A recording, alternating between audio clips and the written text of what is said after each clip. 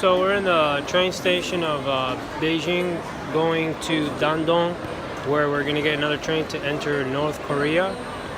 Okay, this is a train station.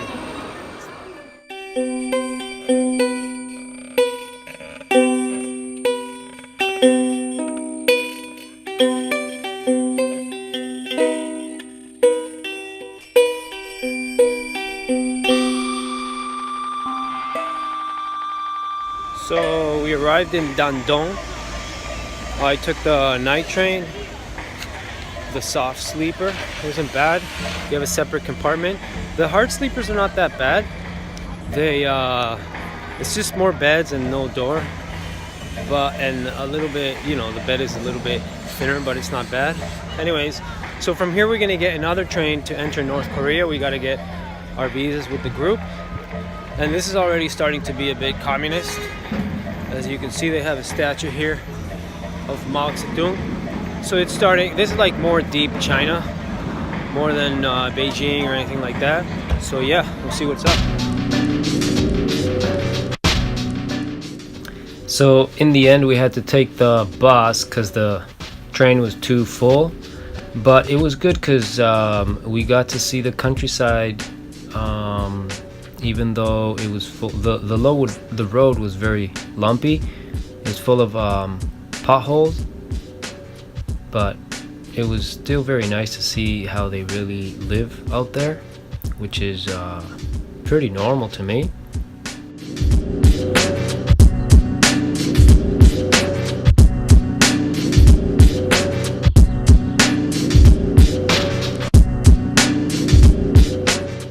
Yeah, so we did the long trip from the border with China to Pyongyang. It was very long because, as I say, the road was not in a very good condition. There was no actual asphalt.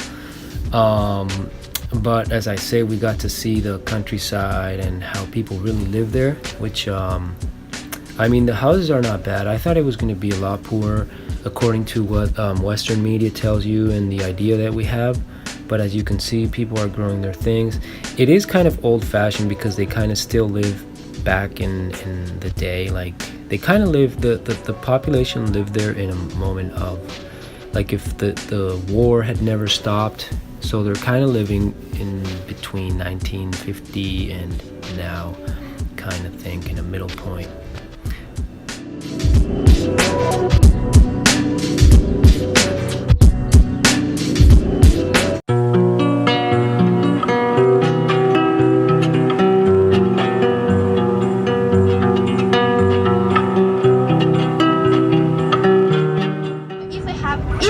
Some kind of religious, we can have something related for the religion, but in our country it is forbidden to leave some religious books without permission. So if we have any kind of the things, yeah.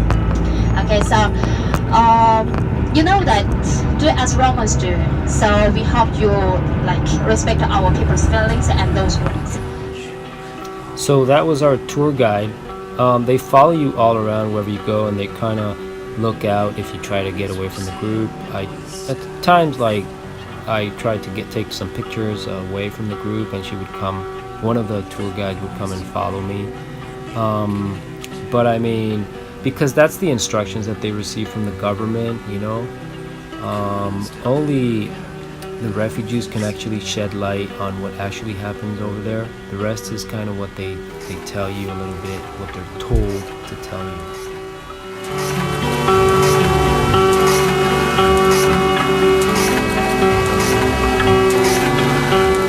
So these marks on the floor are like for the parades and dances and like typical gatherings that they have, and it's pretty unique. So they know where to march, the military and whatnot.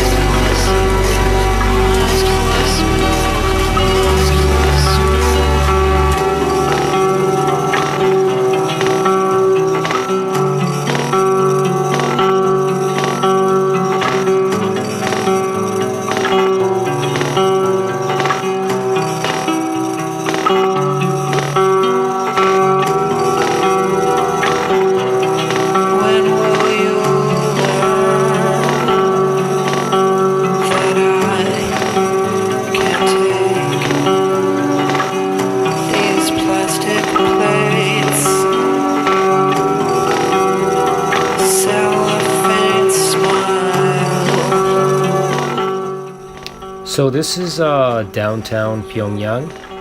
People in North Korea, they don't pay for housing, they don't pay for electricity, they don't pay for anything. It's the only 100% communist country left in the world,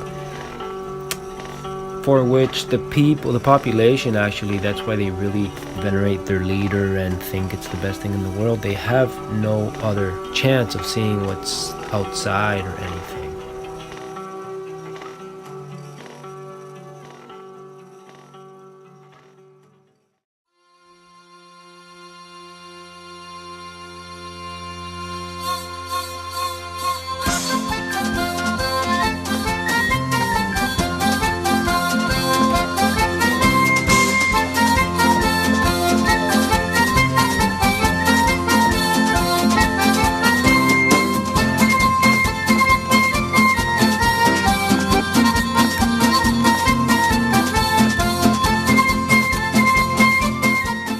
So when we went there, it was May Day. It was a very festive weekend, and you could see families in the parks and having picnics. It was a very fun day.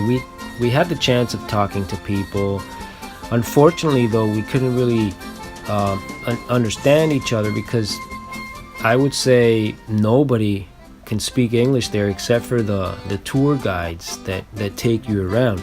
This moment we were free though, we could just walk around, but only in the park area. I mean, everything looks like, as I said, like if you were in the 1950s, 1960s.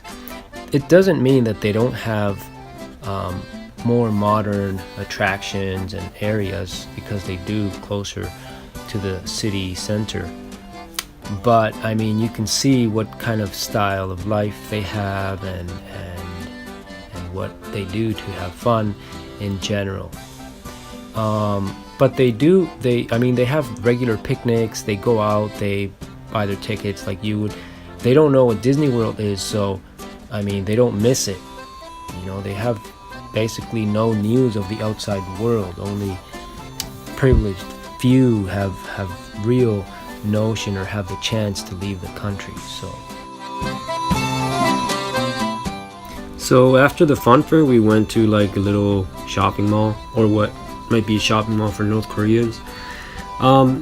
There's only like the people that kind of went there are like the privileged few, which are like family of militaries or of teachers or like somebody with like high positions.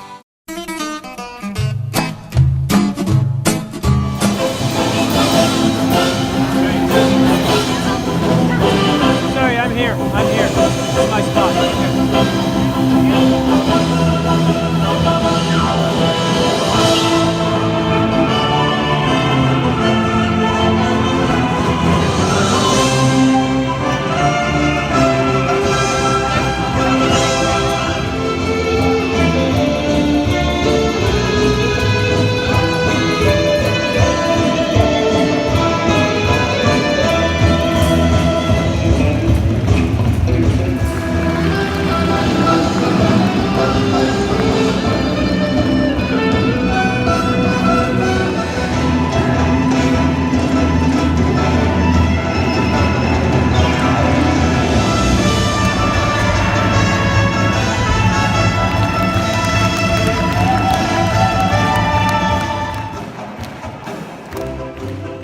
So that's what the circus was. I mean, they do try to kind of impress foreigners. It's a nice thing because they treat you very nice. They try to give a very nice image because they know that America, or the image that they have outside of North Korea, they know that it's not very positive. So they try to kind of show a very nice side of North Korea to the people that come to visit it.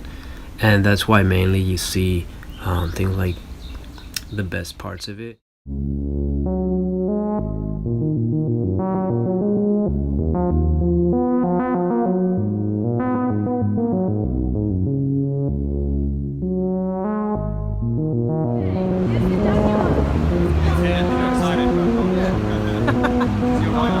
Our next stop was the metro. It is very interesting to visit it. It is one of the deepest metros in the world. It's over 100 meters underground, And that is because in case of a war, they would be able to use it as a bunker. These huge metal doors would close, and it would still actually be functioning in the underground. It's also very nice, similar to probably the metro in Russia, which is also very beautiful with chandeliers and statues, and very nice. Of course, the statues here are all Kim Jong-un and Kim Jong-il statues. But yeah, the citizens don't pay to use it. It has 2 lines. It is it's quite unique. It's a very unique visit.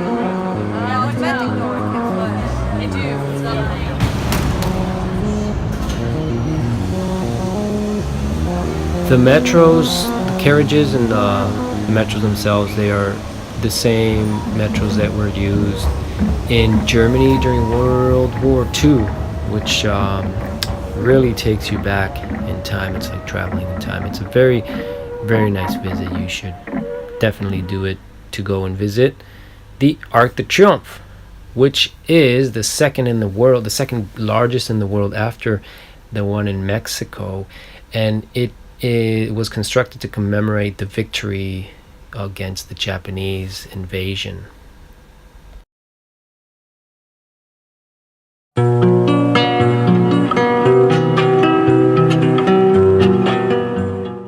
So before we left North Korea, we went to a town near the border.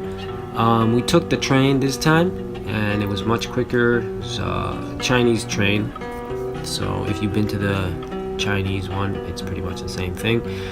And yeah, we stopped at a town, and our next stop was gonna be the kindergarten.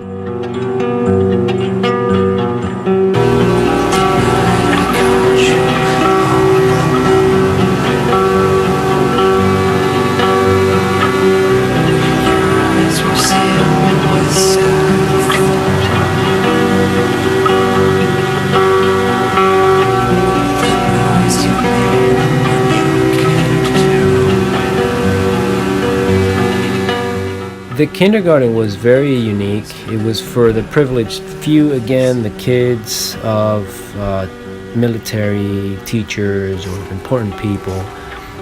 It's a special place, as you can see. From a very early age, the first thing that they start to learn is "Thank You, Dear Leader" and songs like that. So it is quite,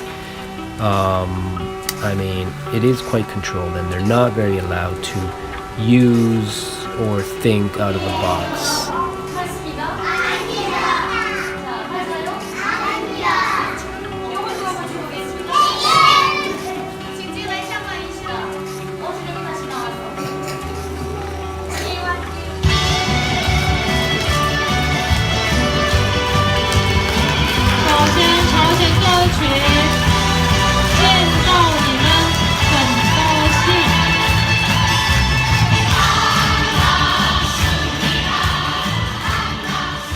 So yeah, that was our visit to North Korea. It was a very interesting place. I really hope things get better, because I know that historically they have had a lot of trouble, but now they're doing okay.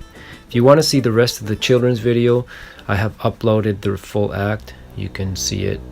And yeah, see you next time. Thank you for watching.